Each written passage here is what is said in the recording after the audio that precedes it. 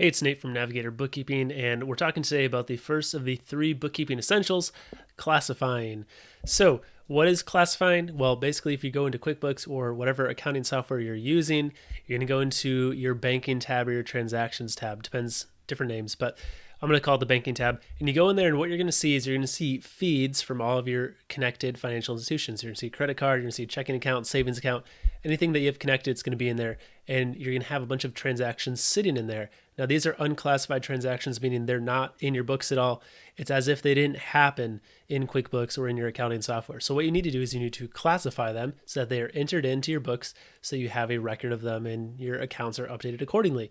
So what you do, all you have to do is pretty much find the correct account for it. So if you buy something from Amazon, it's office supplies, you say, all right, this was office supplies, add it to the books.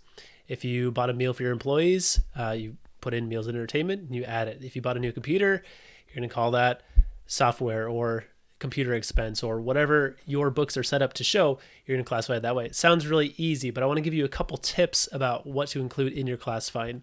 First of all, always make sure that you have a vendor. What that means is you're showing who the transaction is from. So if I buy coffee from Starbucks, I'm typing in Starbucks as the vendor, showing that it's from them. If I'm buying software from Apple, I'm putting Apple as the vendor to show that I bought it from Apple. Why do you do that? Because it's going to make it a lot easier to find things from that company in the future. So if 5 months down the road, you're wondering, what did I buy from Apple? When was that? Instead of having to go through each transaction in your bank register, you're going to be able just to search Apple and all of the transactions from Apple are going to show up. And you can do that with each transaction. So as much as you can, every single transaction should have a vendor.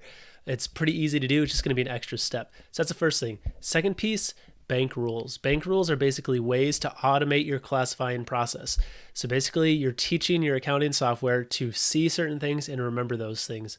So if I'm always buying Starbucks and it's always meals and entertainment, I'm going to tell my accounting software, hey, this is a rule. Every time you see Starbucks in the memo line, make sure it's meals and entertainment. It's basically just going to save you time and make sure things are accurate. Now, you should still look over those transactions before classifying them. Just take a quick look, make sure everything's okay, because sometimes your accounting software, whether it's QuickBooks or whatever, is going to misread those rules and there will be errors. So you still have to look it over and have someone else looking over, but it's going to save you a step. So make sure you use bank rules. The third thing I want to talk about is the memo line. Now, the memo line is on the bottom of the transaction usually, and this is something that usually is not done at all. And this is really important. Here's the thing. When you're doing bookkeeping and you're classifying transactions, in the moment, you remember everything. You're like, okay, I remember buying this at Walmart. I remember going to Office Max. I remember paying the payroll. But 5 months down the road, even 2 months down the road, it is really hard to remember what you spent money on and what transactions were for. So if something comes up, if there's a dispute, if you're working with your accountant, they ask you about something, it's going to be really hard to remember what transactions are for back from the beginning of the year, back a couple of months ago. So in the memo line on the bottom of each transaction, you can write a note for what that is. Now, you don't necessarily need to do this for every transaction, right? If you go to Starbucks and buy coffee for your employees, it's pretty self-explanatory what it is.